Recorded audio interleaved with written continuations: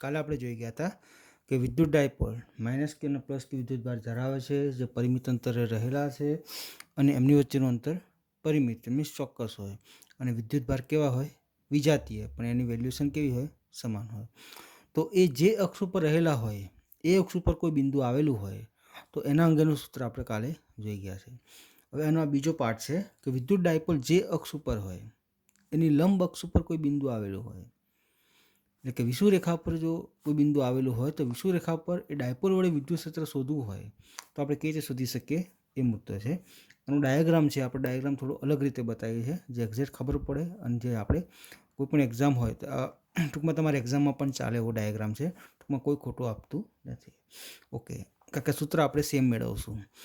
એવું કહેવામાં આવે છે કે ડાયપોલની અક્ષ જો ડાયપોલ એક્સ અક્ષ ઉપર હોય અને આપેલ બિંદુ વાય કે ઝેડ પર હોય તો આ થિયરી કામ લાગે. ડાયપોલ વાય પર હોય, આપેલ બિંદુ એક્સ કે ઝેડ પર હોય તો આ કામ લાગે. ડાયપોલ ઝેડ અક્ષ પર હોય અને આપેલ બિંદુ એક્સ કે વાય પર હોય તો 110% આ થિયરી કામ લાગે છે. ઓકે, તો હવે આપણે એકવાર ડાયાગ્રામ દોરશું અને એના આધારે આપણે નક્કી કરશું. ઓકે, અહીં આપણે ડાયપોલ દોર્યો છે. આ માઇનસ ક્યુ છે, આ પ્લસ ક્યુ છે, આ એનું શું છે? મધ્ય કેન્દ્ર. તો આ અંતરને આપણે એ લઈ શકીએ, અહીંથી આ અંતરને આપણે શું લઈ શકીએ? એ લઈ શકીએ. ઓકે, ડાયપોલ મોમેન્ટની દિશા હંમેશા માઇનસ ક્યુથી ક્યાં હોય છે? પ્લસ ક્યુ. તો આપણે એની ડાયપોલ મોમેન્ટની દિશા બતાવી દઈએ. તો માઇનસથી પ્લસ એટલે એની ડાયરેક્શન આ બાજુ. જો આ બાજુની દિશા હોય તેને પી કેરેટ કહેવાય, અને ઓપોઝમાં હોય તો એને શું કહેવાય? માઇનસ પી કેરેટ કહેવાય. હવે એવું કહે છે આ ડાયપોલ જે અક્ષ ઉપર છે એની વિષુવરેખા એટલે એની લંબ અક્ષ, એટલે આ એક અક્ષ છે, એ અક્ષ ઉપર એક બિંદુ આવેલું છે. હું કહું છું કે આ બિંદુ છે જેનું નામ આલું છું પી બિંદુ એ. તો આ પી બિંદુએ આ ડાયપોલ વડે મારે વિદ્યુત ક્ષેત્ર શોધવું છે, એટલે કે પ્લસ ક્યુ વડે અને માઇનસ ક્યુ વડે. ઓકે, હવે કઈ રીતે શોધાશે એ આપણે જોઈ લઈએ. તો સૌ પ્રથમ આ જે અંતર છે એ અંતર, તો માઇનસ ક્યુથી આ ડિસ્ટન્સ એને આપણે આર કહીશું, અને પ્લસ ક્યુથી આ ડિસ્ટન્સ તો એ પણ 110% શું થશે? આર જ થશે. ઓકે, જોઈ લેજો. બંને અંતર સમાન હોય. હવે થાય કેવું તો સમજીએ એકવાર શાંતિથી. હવે એવું કહે છે કે પ્લસનું વિદ્યુત ક્ષેત્ર બહાર તરફ હોય, એટલે આના કારણે એ વિદ્યુત ક્ષેત્ર આપણને આ બાજુ મળશે, જેને આપણે ઈ પ્લસ કહીશું, અને માઇનસનું એના તરફ તો એનું વિદ્યુત ક્ષેત્ર આ બાજુ મળશે. ઓકે, જેને આપણે શું કહીશું? ઈ માઇનસ. હવે એવું કહે છે કે આ જે ખૂણો છે અને થીટા કીધો છે, તો ભૂમિતિની દ્રષ્ટિએ 110% આ જે ખૂણો થીટા હોય તો ભૂમિતિની દ્રષ્ટિએ આપણે આગળ જોઈશું તો આ ઈ માઇનસ એના બે ઘટકો બનશે. એક ઘટક આ બાજુ આવશે અને એક ઘટક આ બાજુ આવશે. હવે આ જે થીટા છે તો ભૂમિતિની દ્રષ્ટિએ આ ખૂણો પણ કેટલો થશે? થીટા. ટૂંકમાં આની જેટલી વેલ્યુ છે એટલી વેલ્યુ કોની થશે? આની થશે. Okay, ready. હવે જોજો એકવાર. તો આ ઈ માઇનસ છે, તો આ થીટા બતાવે છે ને, તો જે ઘટક થીટા ખૂણો બનાવે એને આપણે કોસ કહીએ છીએ, તો ઈ માઇનસ કોસ થીટા કહીશું, અને ઈ માઇનસ શું કહીશું? Sine theta. એ રીતે આ છે ઈ પ્લસ, એ પણ 2 ડાયમેન્શન કહેવાય, તો એના પણ આપણે બે ઘટકો લખીશું. જોઈ લો, એનો એક ઘટક આમ આવશે અને એક ઘટક આ દિશામાં આવશે. ટૂંકમાં ઈ માઇનસ કોસ થીટા છે એ ડાયરેક્શન. તો આ જો થીટા હોય તો 110% પણ શું થાય? થીટા છે. તો ઈ પ્લસનો આ જે ઘટક છે એને ઈ પ્લસ કોસ થીટા કહીશું, અને શું કહીશું? ઈ પ્લસ સાઇન થીટા. બતાવી ગયું? હવે આપણે શું ટોટલ લેશન છે, તો ઈ પ્લસ વત્તા શું કરવાના? ઈ માઇનસમાં. દરેકના બબે ઘટકો છે, તો આ બંનેના બબે ઘટકો પૈકી જે આ બે ઘટક છે ઈ માઇનસ સાઇન થીટા અને ઈ પ્લસ સાઇન થીટા, એ બંને ઘટકો એકબીજાની અસર શું કરે? નાબૂદ કરે. તો આપણને અસરકારક કોના લીધે મળશે? આના લીધે મળે, જેની ડાયરેક્શન પ્લસ પી કેરેટ ના કહેવાય પણ શું કહેવાય? માઇનસ પી કેરેટ કહેવાય. તો એકવાર સાઈડમાં હું બતાવી દઉં છું, અને કહેવાશે માઇનસ પી કેરેટ કહેવાશે. ઓકે, આના પહેલાં આપણે બીજી એક સમજણ મેળવી લેવાની છે. આપણે આર બરાબર શું લખી શકીએ એ બધી માહિતી થોડીક આપણે લઈ લઈએ, એટલે થોડું ઘણું આપણને અંદાજ આવી જાય. ઓકે, જોઈ લેજો એકવાર. આ 90 એંગલ છે, આ ડિસ્ટન્સ અહીંથી કેટલા અંતરે પી બિંદુ છે? તો અહીંથી હું કહું છું કે વાય અંતરે પી બિંદુ છે. ઓકે, તો સ્વાભાવિક વસ્તુ છે. તમે અહીંયા આપણે લખી શકીએ કે R square is equal to A square plus શું થાય? વાય સ્ક્વેર થાય. તો લખી શકાશે R square is equal to Y square plus A square. જો આમાં આરને કરતાં બનાવો એટલે મીન્સ રૂટ કાઢો, સ્ક્વેર કાઢો, તો આ બાજુ શું થયું? વર્ગમૂળ લેવું પડે. તો R is equal to Y square plus A square. એની કેટલી ઘાત થશે? 1/2. અને 1 નંબર હાલ દો અને 2 નંબર હાલ દો. હવે આગળ આપણે જરૂર પડશે કોસ થીટાની. તો 110% આનું જો તમે કોસ થીટા લો તો કોસ થીટા ઇઝ ઇક્વલ શું થાય? પાસેની બાજુ છેદમાં કર્ણ. તો આની પાસેની કઈ છે? એ છે. અને કર્ણ કયો છે? આર છે. તો લખવું હોય તો cos theta is equal to R upon A લખી શકાય. સોરી, આર અપોન એ નહીં, સોરી મિસ્ટેક છે. પાસેની બાજુ એ છે તો એ અપોન આર લખી શકીએ. રેડી. હવે જોજો તો cos theta is equal to A upon R છે ને, તો આરની જગ્યાએ શું લખાશે? તો Y square plus A square એની 1/2. તો આ આપણે જરૂર પડશે, અહીં જરૂર પડી શકે, અહીં પણ જરૂર પડી શકે. તો આને 1 નંબર, 2 નંબર અને શું આપીશું? 3 નંબર. હવે આપણે ગણતરી સ્ટાર્ટ કરશું. ઓકે, હવે આપણે જે બિંદુ વિદ્યુત ક્ષેત્ર શોધવાનું છે તો ઈ માઇનસ ઈ બરાબર શું લખાશે? તો એક પ્લસ વડે અને બીજું કોના વડે? માઇનસ વડે. ઓકે, જોઈ લેજો. તો લખાશે બંને આ ઘટકોનો સરવાળો થશે. તો ઈ પ્લસ કોસ થીટા, પણ આ શું છે? Minus P caret. તો minus E plus cos theta P caret થઈ ગયું. ઓકે, પ્લસ આ પાછું ઈ માઇનસ લખવાનું. તો પ્લસ માઇનસ માઇનસ છે તો minus E minus cos theta P caret. આ માઇનસ કેમ છે? તો આ પી કેરેટ માઇનસમાં છે. આ માઇનસ કેમ છે? તો આ પી કેરેટ કેવું છે? બંને ઘટકો આ પી કેરેટ છે એની ઓપોઝમાં છે એટલે માઇનસ લખાય. તો આમાંથી જો તમે માઇનસ આ બાજુ કોમન કાઢો ને આ બાજુ પી કેરેટ કોમન કાઢો તો તમે લખી શકો minus E plus cos theta plus E minus cos theta P caret આ બાજુ કાઢશો. ઓકે, હજુ પણ કોસ થીટા નીકળી શકે તો માઇનસ ઈ પ્લસ વત્તા ઈ માઇનસ કોસ થીટા બહાર કાઢો તો કોસ થીટા શું થશે? પી કેરેટ થશે. Okay, ready. હવે તમારે શું કરવાનું? તો ઈ પ્લસ છે, ઈ પ્લસ બરાબર શું થાય ને ઈ માઇનસ બરાબર શું થાય? તો હું સાઈડમાં હું તમને બતાવી દઉં છું. ઈ ઇઝ ઇક્વલ ટુ કે ક્યુ અપોન આર સ્ક્વેર થશે. તો ઈ પ્લસ લખો કે ઈ માઇનસ લખો એના બરાબર કે ક્યુ અપોન આર સ્ક્વેર ને, તો K Q upon R square. R square બરાબર શું લખ્યા છે? Y square plus A square. તો K Q upon Y square plus A square લખી શકાશે. અને કોસ થીટા બરાબર શું લખાશે? તો આ વેલ્યુ. તો આપણે વેલ્યુ મૂકી દઈએ એકવાર, તો જોઈ લેજો એકવાર. Minus K Q upon Y square plus A square વત્તા K Q upon Y square plus A square bracket over cos theta એટલે શું લખાશે? તો અમે લખ્યું છે A upon Y square plus A square એની કેટલી ઘાત થશે? 1/2. અને જે પી કેરેટ છે એના શું લખાશે? પી કેરેટ. ઓકે, થોડું આગળ જઈએ. કે ક્યુ Y square plus A square વત્તા K Q Y square plus A square તો લખાશે 2kq Y square plus A square. થઈ ગયું ને? 1 + 1 2 થાય. અને જેમ જેમ લખો એ Y square plus A square એની 1/2. અને આ શું છે? પી કેરેટ. ઓકે, હવે જોઈ લો. હવે આપણે સિમ્પલ કરવાનું છે અને અંશમાં લખીશું અને આનું સાદુરૂપ આપીને આપણે છેદમાં લખીશું. જોજો એકવાર શાંતિથી, આ બહુ મહત્વની બાબત છે. ટૂંકમાં ઈ બરાબર શું છે ઉપર?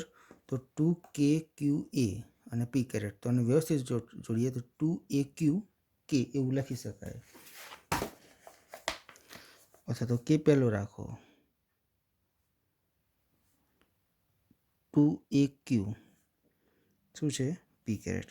હવે જોજો એકવાર શાંતિથી, આ વાય સ્ક્વેર પ્લસ એ સ્ક્વેરની એક ઘાત છે, આ કેટલી છે અડધી ઘાત છે 1/2. તો 1 + 1/2 કરો તો શું મળે 3/2 મળે. તો લખી શકાય આ રીતે કે Y square plus A square એની 3/2 થશે.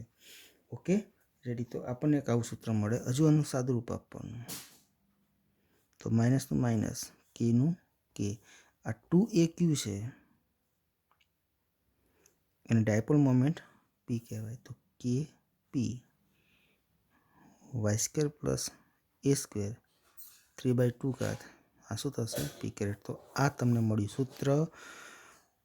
ડાયપોલ જે અક્ષ ઉપર હોય એ અક્ષની લંબ દિશામાં આપેલું બિંદુ હોય, એટલે વિષુવરેખા ઉપર આપેલું બિંદુ હોય તો 110% સૂત્રની મદદથી તમે શોધી શકો છો. જ્યાં એ શું છે ડાયપોલના મધ્ય કેન્દ્રથી વિદ્યુતભારનું અંતર. ઓકે, વાય શું છે ડાયપોલના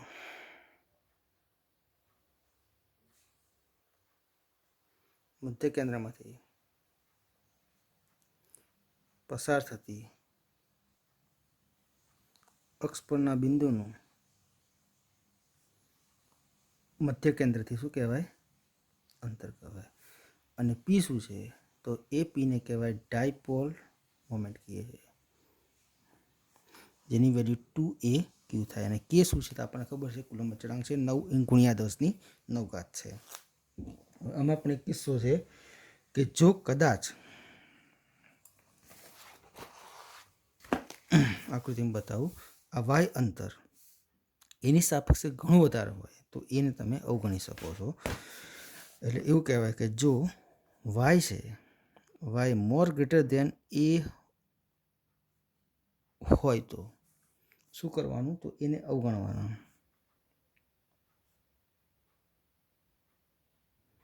તો આમાંથી તમારે એ સ્ક્વેરવાળી ટર્મ કાઢી નાખો, તો E = -KP વાય સ્ક્વેર 3/2 પી કેરેટ. તો બબે જતા રહેશે, તો E = -KP y³ પી કેરેટ. ટૂંકમાં આ સૂત્ર ક્યારે વપરાય, જો આવું હોય તો વપરાય. નહીં તો આપણું કોમન સૂત્ર શું થશે આ થશે. અને આપણે નંબર આપી દઈએ, તો અને નંબર આપી શકીએ 3 આપ્યા હતા ને, તો આને આપી દઈશું 4 નંબર અને આપી દઈશું આપણે 5 નંબર. Okay ready. ટૂંકમાં આપણે 2 થિયરી સમજ્યા કે એની અક્ષ ઉપર હોય તો કઈ રીતે થાય અને વિષુવરેખા ઉપર હોય તો કઈ રીતે થાય. Okay ready. ઓકે, ટૂંકમાં આપણે જે અક્ષવાળું જોઈ ગયા એમાં સૂત્ર આપણને મળ્યું હતું E = 2KPZ/z² - a² પી કેરેટ. ઓકે, અને જો એમાં z is more greater than A હોય તો એને આપણે અવગણી નાખીએ તો E = 2KPZ³ પી કેરેટ થાય. એ રીતે વિષુવરેખા માટે સૂત્ર છે E = -KP y² + a² 3/2 પી કેરેટ. અને E બરાબર થશે -KP y³ શું થશે પી કેરેટ. ક્યારે, જો y મોર ગ્રેટર ધેન એવું હોય તો થાય. ઓકે, તો આ બંને સૂત્રને ખાસ યાદ રાખવાના. આના પછી આપણું ઉદાહરણ છે. ઉદાહરણ તમારે છે લગભગ 1.10 છે. તો 1.10 નંબરનું ઉદાહરણ આપણે આ રીતે સિમ્પલ ગણી શકીએ છીએ. Okay ready. તો આપણે ગણીશું ઉદાહરણ 1.10. ઓકે, હવે જોઈ શકીએ છીએ આપણે કે આ રીતનું ડાયપોલ આલ્યું છે. આ -10 માઇક્રોકુલમ, આ +10 માઇક્રોકુલમ. એ બે વચ્ચેનું અંતર 5 mm છે. તમને કહે છે આના કેન્દ્રથી 15 સેન્ટીમીટર અંતર આવેલા પી બિંદુએ શું શોધવાનું છે, તમારે વિદ્યુત ક્ષેત્ર શોધવાનું છે. ટૂંકમાં આ ડિસ્ટન્સ કેટલું આવેલું છે 15 સેન્ટીમીટર. હવે તમે જોઈ શકો છો આ ટોટલ 5 mm છે, તો આ અડધું કેટલું થાય 2.5 mm. તો કહી શકાય છે કે આ 15ની સાપેક્ષે 2.5 કેવું કહેવાય ઘણું ઓછું કહેવાય. આ સેન્ટીમીટર છે ને આ શું છે mm છે. તો આપણે એક કામ કરશું, અહીંયા જે સૂત્ર વપરાશે ઝેડ મોર ગ્રેટર દેન એ માટે હશે. Okay ready. એટલે આપણું સૂત્ર કેવું થશે? સિમ્પલ થશે. તો એના માટે આપણે પહેલાં એક કામ કરીએ, ઝેડ છે એને મીટરમાં લખી નાખવું પડે. તો ઝેડ બરાબર શું થશે? તો 15 સેન્ટીમીટર એટલે 15 ગુણ્યા 10⁻2 મીટર. હવે પી પણ આપણે શોધવો પડે. તો પી બરાબર શું થાય? તો અંતર ગુણ્યા વિદ્યુતભાર.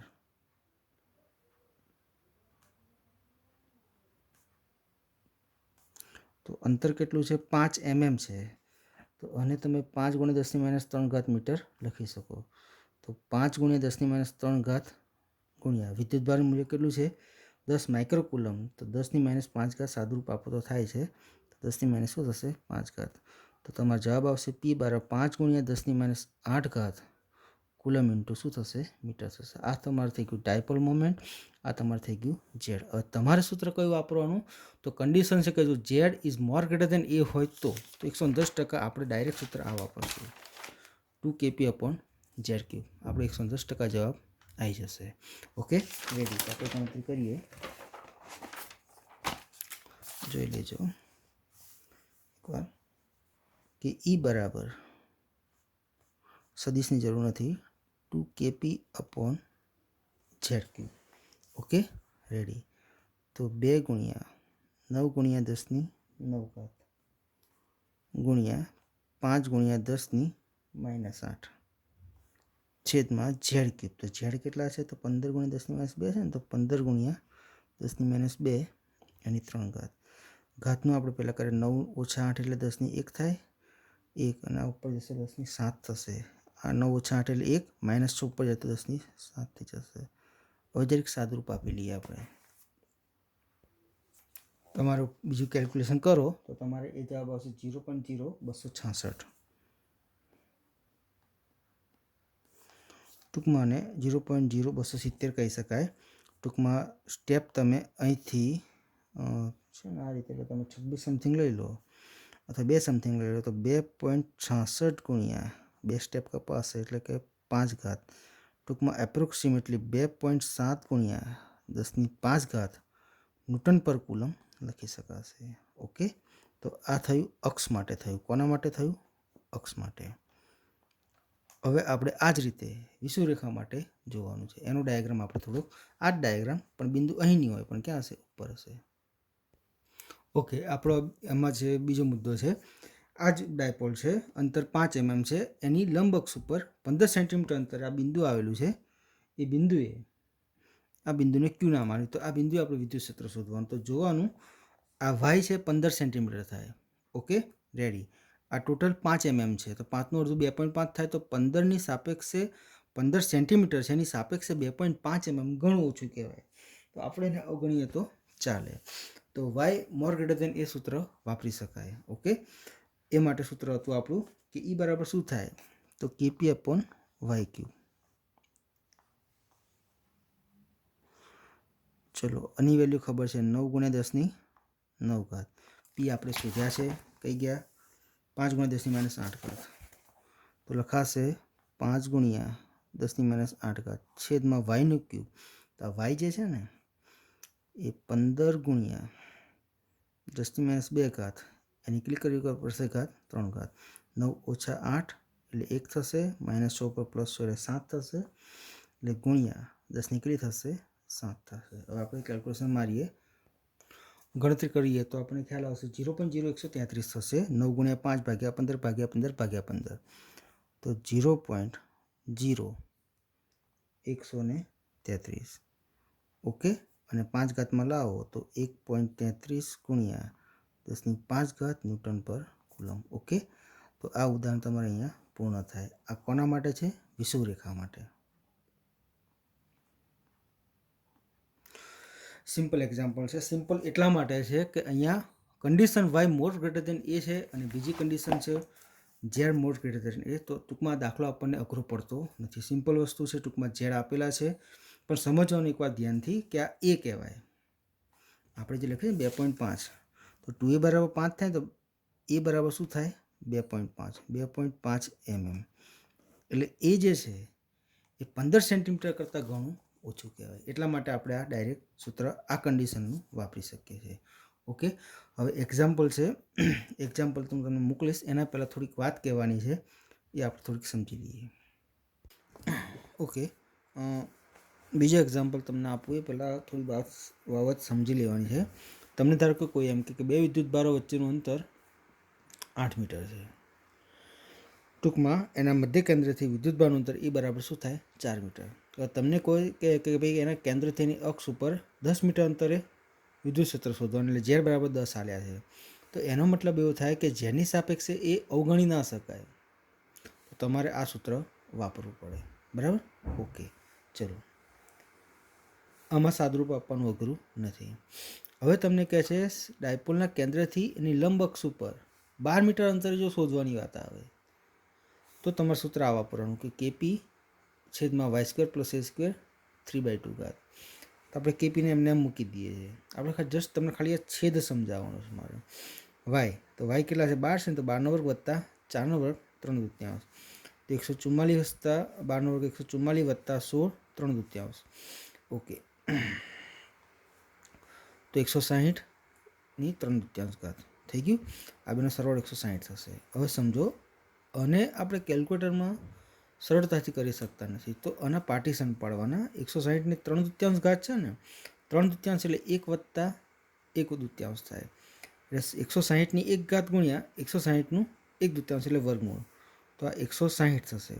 હવે 160 નું તમે વર્ગમૂળ કાઢશો તો 160 નું વર્ગમૂળ તમારે સમથિંગ 160 નું વર્ગમૂળ 12.64 આવશે. પછી તમે 160 ગુણ્યા 12.64 કરો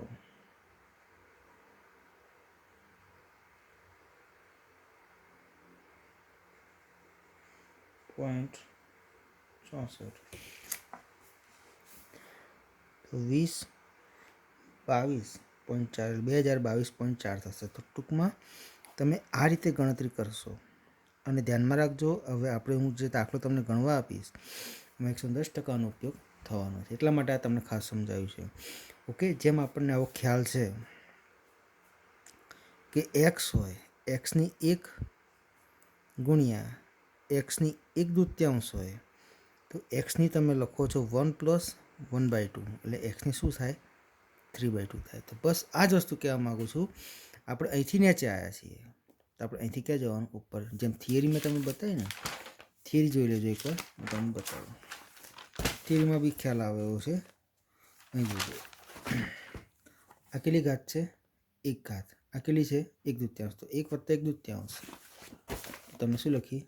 3/2 લખીને.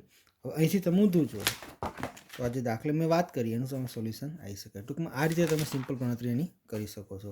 ઓકે, તો વધારાનો દાખલો હું તમને આપીશ, એમાં આને ખાસ ધ્યાનમાં રાખજો. Okay, ready.